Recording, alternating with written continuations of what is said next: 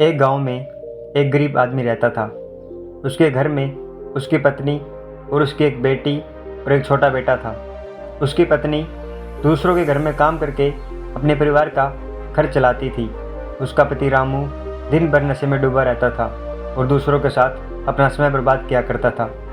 कहीं इधर ताश के पत्ते खेलता दिखता तो कहीं उधर लोगों के दरवाजे बैठकर गपशप मारा करता था। अपने परिवार का ख्याल उसे बिल्कुल नहीं था। उसके माता पिता ने उसकी शादी कराकर गलती कर दी थी। बेचारी उसकी पत्नी दिन रात काम कर कर अपने बच्चों का पेट पालती थी।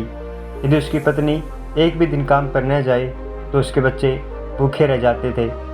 इसलिए उसकी पत्नी हर दिन दूसरों के वहाँ काम करने जाया करती थी। लेकिन रामू को इन सब बातों से कोई फ़र्क नहीं पड़ता था। उसे बस अपना समय बर्बाद करके हंसी मजाक और पत्ते खेलने में बहुत मज़ा आता था।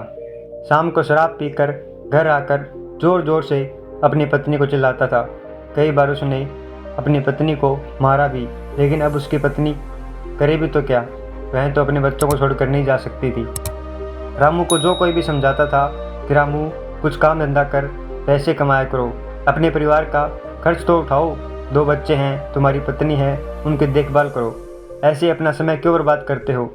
रामू उसके ऊपर बिगड़ जाता था और कहता, तुम्हें इससे क्या लेना देना, मैं कुछ भी करूं, यह मेरा जीवन है, मैं तुम्हारे घर में खाता हूं क्या।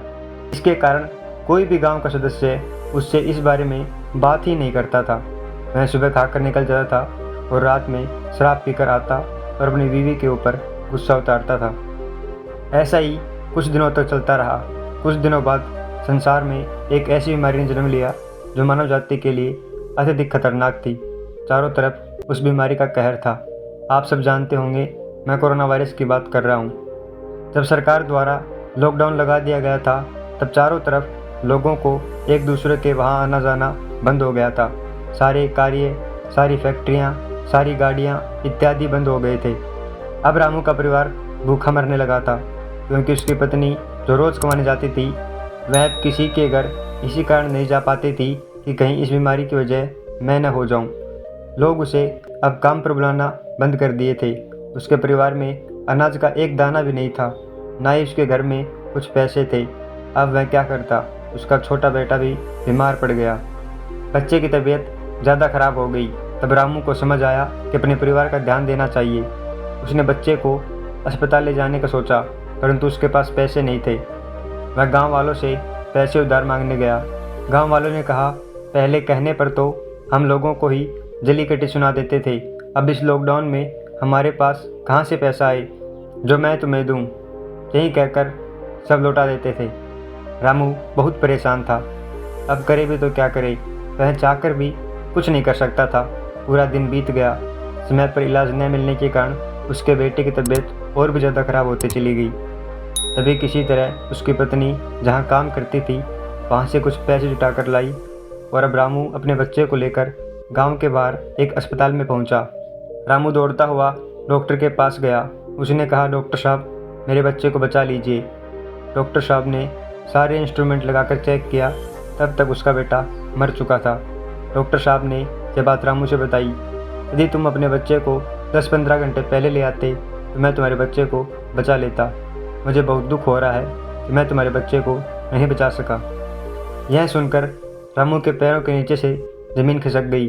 वह ज़ोर ज़ोर से रोने लगा और कहने लगा, यह सब मेरी गलती है, मैंने जीवन में कुछ नहीं किया, सिर्फ अपने समय को बर्बाद किया।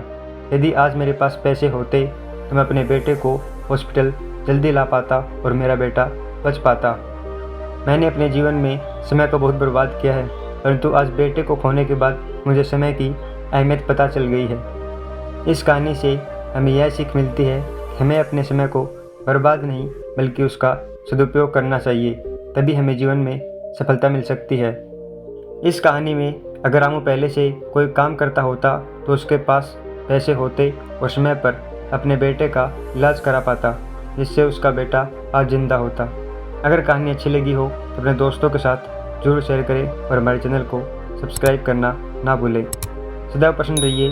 जो प्राप्त है पर्याप्त है, जिसका मन मस्त है उसके पास समस्त है। धन्यवाद।